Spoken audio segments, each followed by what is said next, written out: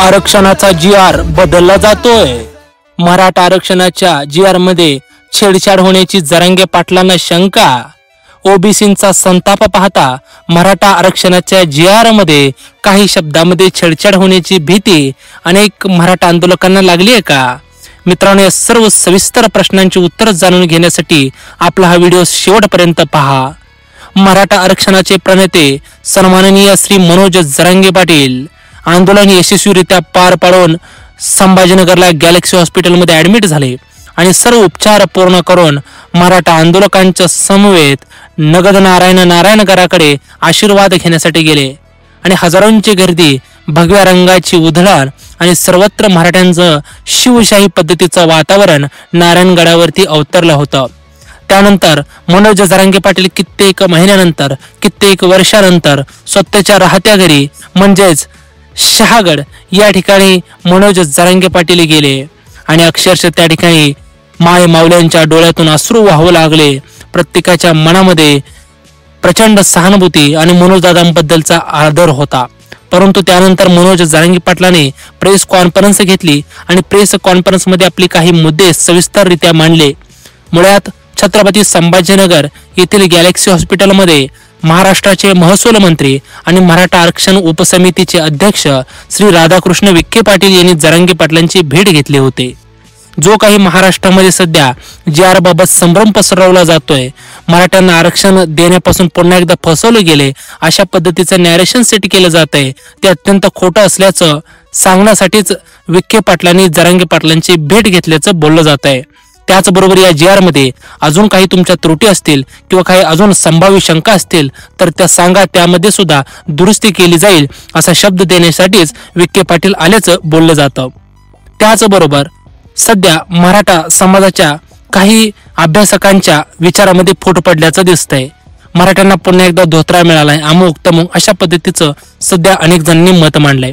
परंतु अशा पद्धतीचं कोणत्याही संभ्रमतेला बळी पडू नका। अतिशय योग्य पद्धतीने आपल्याला जी.आर. मिळालेला आहे। कुळातील, गावातील आणि नात्यातील या 3 शब्दामुळे सगळे सूर्याचा अर्थ संपूर्णपणे पूर्ण होतोय अशा पद्धतीची हमी मनोज जरांगे पाटलांनी मराठा समाजाच्या सर्व आंदोलकांना त्याचबरोबर समाजातील लोकांना दिलेली आहे। परंतु हे असं असताना जर का यामध्ये अंमलबजावणी करताना कोणत्याही प्रकारची छेडछाड केली, कोणत्याही प्रकारचा दावा खोटा ठरवला तर मात्र हायगई केली जाणार नाही। महाराष्ट्रामध्ये कोणत्याही नेत्याला, कोणत्याही आमदार, खासदाराला, पुढाऱ्याला महाराष्ट्रातल्या गावामध्ये मराठा समाज फिरू देणार नाही अशा पद्धतीचा धमकीवाजा इशारा मनोज जरांगे पाटलांनी दिलेला आहे। मुळात जी.आर. मिळाल्यानंतर त्याच्यामध्ये बदल केला हे आपणास मागच्याच वेळेस लक्षात आलं होतं। एकनाथ शिंदेंनी वाशीमध्ये मनोज जरांगे पाटलांना जो जी.आर. दिला होता त्या जी.आर. मधील अंमलबजावणी झालीच नाही, तर वेगळंच ESBCचं आरक्षण देऊन मराठा समाजाच्या जखमेला मीठ चोळण्याचं काम सरकारने केलं। तशा पद्धतीची कोणतीही जर का घटना घडली तर त्या घटनेला जिम्मेदार पूर्णपणे सरकार असेल आणि त्यानंतर मुंबईला, पुण्याला जाणारा जो भाजीपाला आहे, जे दूध आहे, जे अन्नधान्य आहे ते सर्व आम्ही रोखू आणि खऱ्या अर्थानं महाराष्ट्रातील या मुंबईतील सरकारची नाकाबंदी आम्ही करू असा इशारा आणि सज्जड दम मनोजदादा जरांगे पाटील यांनी गाठलेला आहे। मुळात मराठा आरक्षणाची लढाई अंतिम आणि निर्णायक टप्प्यावरती येऊन पोहोचलेली आहे।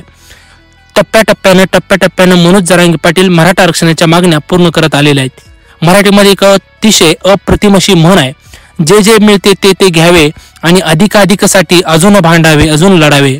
मनोज जरांगे पाटील प्रत्येक टप्प्यावरती काहीतरी मिळवत चाललेले आहे आणि हा टप्पा अतिशय महत्वाचा होता। हैदराबाद गॅझेट असेल, सातारा गॅझेट असेल, याच्या धर्तीवरती याला ग्राउंड ठेवून जे काही कुणबी नोंदी आहेत त्या सापडून त्याच्यावरती अंमलबजावणी करण्यासाठीचा हा अत्यंत महत्वाचा निर्णय आणि जी.आर. मानला जातोय। या जी.आर. मध्ये कोणत्याही प्रकारचा बदल होऊ नये म्हणून अगोदरच मनोज जरांगे पाटील सरकारवरती प्रेशर आणून त्यांना समोर होणाऱ्या भविष्यातील जे काही आव्हान आहेत त्याची कल्पना देत आहेत, पूर्वकल्पना देत आहेत आणि त्यामुळं सध्या ओबीसी विरुद्ध मराठा असा सुद्धा संघर्ष निर्माण होतोय आणि या संघर्षातून कुठेतरी ओबीसी समाजाची नाराजी दूर करण्यासाठी मराठा आरक्षणाच्या जी.आर. मध्ये थोडाफार बदल करावा अशा पद्धतीची सरकारची सुद्धा मनस्थिती असू शकते किंवा बदलू शकते। त्यामुळे अगोदरच जर अशा पद्धतीने बदल करण्यात आला तर जे काही पुढं निर्माण होईल त्या सर्व गोष्टींना सरकार जबाबदार असेल अशा पद्धतीचा सज्जड दम मनोज जरांगे पाटलांनी घातलेला आहे आणि त्यामुळेच या आरक्षणाच्या या कुणबी नोंदीच्या जी.आर. मध्ये बदल होण्याची सध्या तरी फार शक्यता कमी आहे. असाच जी आर अंमलबजावण्यासाठी पुढे पाठवला जाऊ शकतो असं सध्या बोललं जात आहे. परंतु रात्र वैराची असते.